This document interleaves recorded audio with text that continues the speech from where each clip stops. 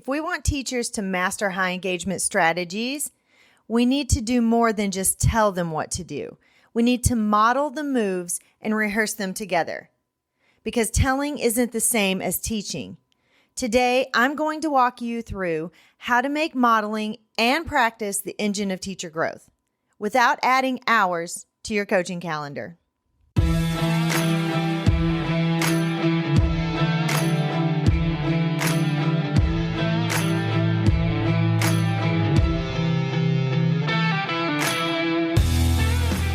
Hi, friend. Are you ready to move into a leadership position?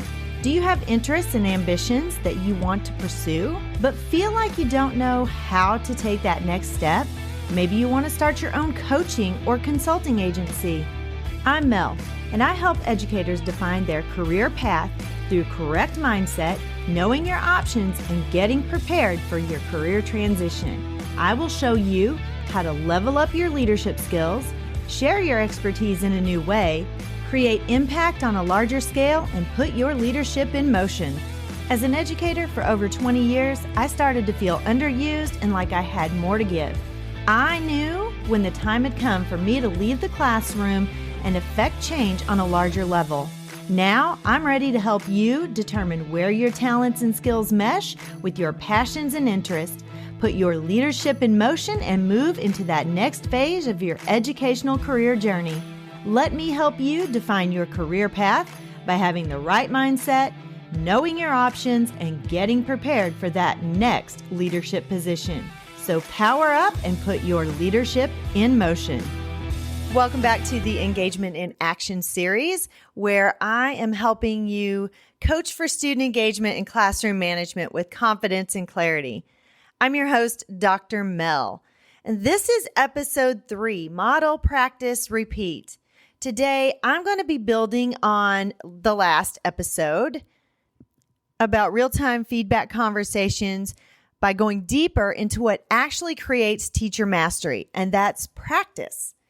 Not talk, not theory, not read and response, but doing it, revising it, and repeating the actual moves that teachers are expected to implement in their classroom. This is where the instructional leader's role shifts from evaluator to coach, model, and partner. If you want instructional excellence to become the norm in your building, it's got to start with rehearsal, not just telling them in the classroom.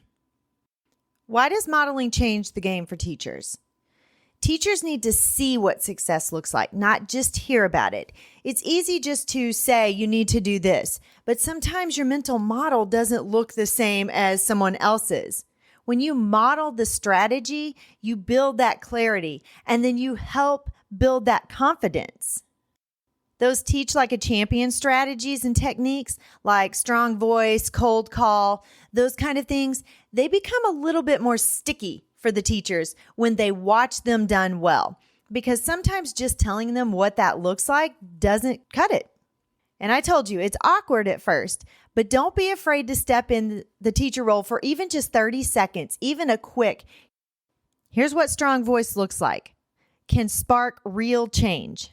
When someone shows me how to do something, it is much more solidified in my brain than if I'm just listening to you explain it and I don't have a visual. Practice creates muscle memory and reduces those feelings of risk, that scary stuff. It takes that scariness out of it when you get to practice. It helps teachers remove that fear and build that fluency with those new strategies. And practice signals a partnership with you. It says, I'm in this with you, not judging you from a distance. I'm not just walking in your classroom telling you what to do and then leaving. So use short cycles of practice. 1 minute explain, 2 minutes to rehearse, and then 1 minute to reflect. It doesn't have to be long. When you have your coaching meeting, it's a perfect time to practice whatever it is that your feedback was from that day or that week. And yes, you need to try to do it within a day or two because they forget what you've told them, especially if there wasn't mastery. And you want to build your practice into your coaching, not on top of it.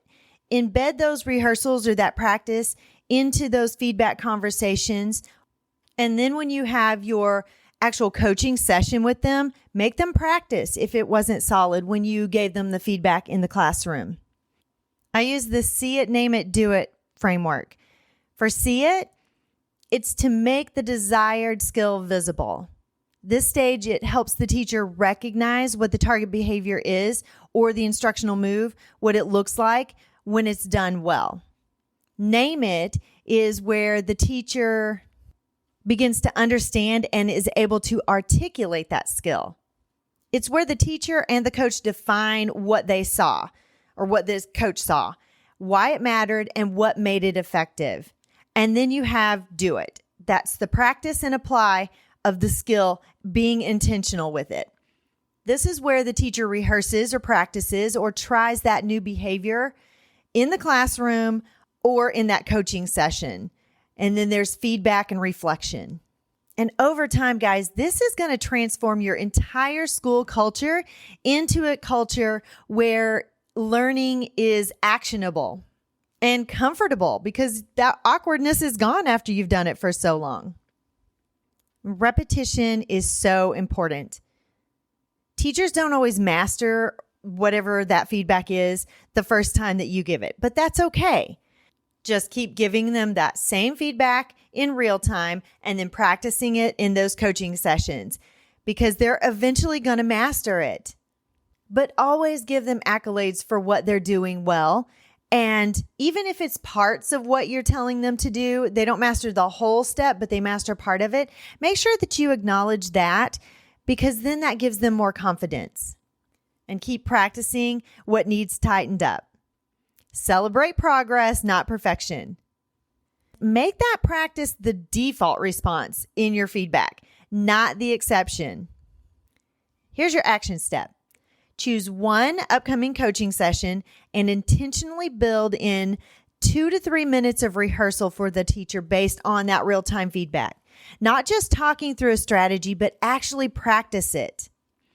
Ask the teacher to reflect afterward on how it felt, what they noticed, and what they think the effect will be on student learning. Remember, modeling and practice are what keep your coaching actionable and make teacher growth visible. Next week, we're going to close out this mini-series by talking about building a feedback culture that lasts. Until then, guys, keep leading with purpose and keep putting engagement in action. Have a great weekend. Bye-bye.